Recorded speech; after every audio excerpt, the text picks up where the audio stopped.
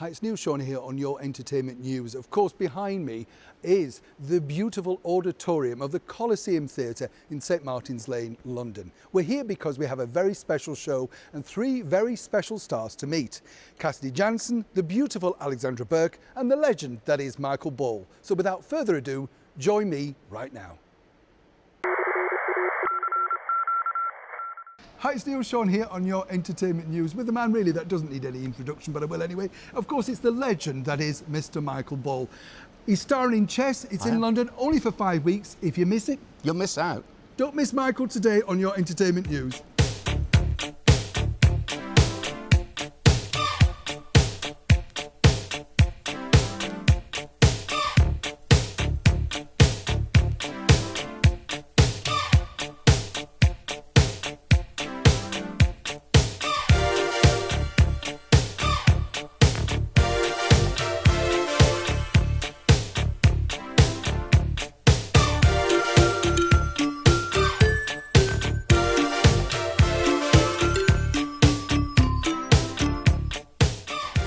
Michael, lovely to see you again. You too, Neil. On this beautiful stage where you are starring in Chess, the musical. Now, tell me about because is he nice, is he not nice? Well, he's like all of us. He's complex and he's complicated and he's a brilliant chess player. Whether he's a brilliant human being is another matter. I think his redemption comes at the end when he sacrifices his own happiness and his own success for doing the right thing. But it's like all of us. It's like the times we're living. Yeah. It's complicated and it's many layered. It's interesting, isn't it? Because your two lady co-stars were saying they don't remember, of course, they're in the 80s. But it's funny that things come around, doesn't it? It doesn't seem to have changed landscapes. So it proves everything comes around. Yeah, and it's interesting, isn't it? Because it is quite a young company, and they have no concept of that emotion that we all felt when the Berlin Wall came down, of how we grew up with this permanent threat of a potential devastating nuclear war between the Americans and the Russians. They have no concept of that until now, when they suddenly go, oh no, this is reality, and well, this is how we grew up. Yeah. This is how we understand it. Well, I vaguely remember it. Yeah, I mean, I heard tell. So. It couldn't be more timely, I don't think. Now, you are one of the busiest men, I think, in showbiz. You never stop. And you've done so many things. I love listening to your radio show. I can see you really enjoy that as well. It comes across. And I have to say, your Doris Day interview was just beautiful. What an honour that was. I was going to say, were you nervous? I was really nervous. I was going to say. Because those opportunities don't come along very often, and you don't want to waste them. You know that you have a duty and a responsibility to people who are going to be listening who are fans of Doris Day and haven't heard her for donkeys. That's what I thought. I thought, God, you must have been like butterflies. And then, as a fan myself, I'm kind of going, oh my God, I'm going to talk to Doris. And what's lovely is she doesn't disappoint. Yeah, that's important. Yeah, she absolutely spoke from her heart, was intelligent and connected, and it was a lovely moment for me. Now, one of my favourite shows, which I could have seen you in for many times, Sunset Boulevard, you were very honest about how you turned it down. Yeah. You must kick yourself though, because it's a brilliant show. I know. It was one of those things. It was a mixture of hubris and timing. Yeah. And I was disappointed I didn't get to originate the role, because I'd done it in all the workshops, but they wanted to go with a very talented American actor, Kevin Anderson, and so I was offered the role after he'd left, and they closed the show for 2 weeks, and I said no, and I did eventually get to do it with Petula Clark. At Cork Opera. We did a special staged concert for the BBC. Over a couple of nights, and it made me realise just how much I would have loved to have played the role. Yeah. Never mind. And you have done so, and you're only 25. You've done so many things. Is it because I saw you again. I just have some very funny saying this, but I saw you again in that wonderful drama written by the late great Victoria Wood. I thought you're fabulous. You actually brought tears, because you were really willing them on. The whole thing. Yeah, it's a lovely. When you get a script, what do you look for, Mike? What do you look for? With that, I just looked for Vic's name, and then thought, the fact that she wanted me to be part of it, and we became best mates through it, and I miss her every day. So it was the opportunity of doing something that hadn't been done, a musical on television, a musical drama on television, working with Vic, this extraordinary idea that she had based on a true event. That's what I loved, because it was true. Yeah, so it's all, and working again with Imelda, you know, one of our greatest actresses, and a great friend as well. So it was a no-brainer. I was just thrilled to be involved with it, and so glad that it went down so well. Brilliant. Now, this theatre, as I say, is a vast theatre.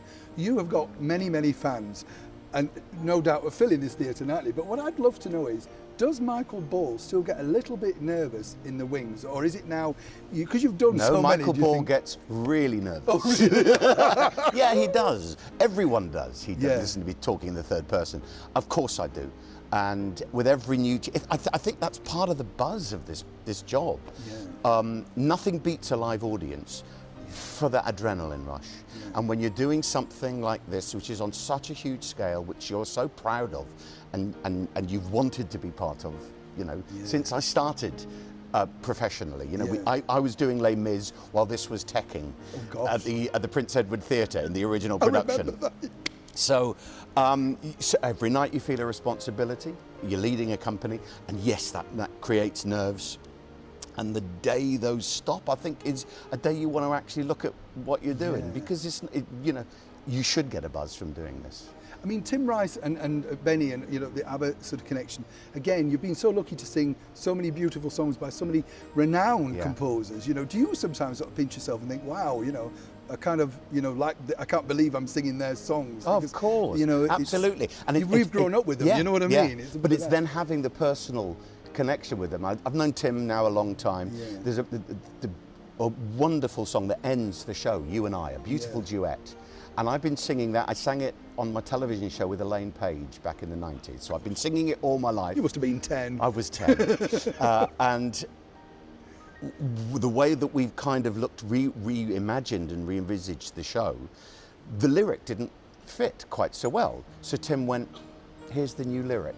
And here's a song that I've sung for the last 30 years with an entirely new lyric. It's the hardest thing in the world to unlearn something and then relearn it something else. But the thrill of then Tim going, I've written you a new lyric, because I think this is going to be more appropriate. And they're moments, aren't they? They are. They are of moments. Course they are. Yeah. Of course they are. And you never take them for granted. Is there anything that Michael Ball's still looking to do that we, you know, because you've had phenomenal success teaming up with a young guy that you gave a bit of a break to, Alfie Boe. Bless him. Took him off the Fleetwood factory floor, and then you've made him a big star. But that's been an incredible success for you. And I guess record labels, when you were first pitching it, must have been like, oh, but it just proves people like nice songs, great talent. Well, it's an interesting thing, because actually the reverse happened. When initially Alf and I were just going to do some concerts, and then record companies heard about it, and they were all kind of vying to get the recording rights. That must be nice. Which was amazing. Age, you know what I mean? And then for it to be justified by having the actual success that the record had, let alone the concerts, was just, Neil, I can't tell you the moment, you know, at the end of last year, stepping out onto the stage of the O2 with it sold out. It's rock star stuff, isn't it? It is, and 2 albums having gone to #1. And it shows you never know what's going to happen in this business. Just embrace every opportunity that you're presented with, and work hard. I was going to say, touch on that. You do work very hard. You both did. You went on a tour of record shops, which we remember back in the day that people did. Nowadays it's all digital. That is the key to selling things. To try and meet the public. Meet the public and meet the fans. You know, when you come out the stage door, sign autographs. You know, I hate the advent of the selfie, because no turn comes out after doing a show at the stage door looking their best. But now everybody wants a photo. But you do it. You do it, and it's a pleasure to do it. Finally, we're going to touch up Eurovision. It's coming up again. It is.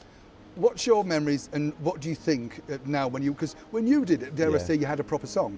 You know, that's what I believe. Okay. You know, but it was a very structured song. It was all right. It was, you know, what do you think now when we come back out? Is it all as the usual story, political, or do we have any chance at all? I don't know. I think if you have the greatest song ever, you'll win. Yeah. whether we'll ever have the greatest song ever, I can hear them tuning up right now.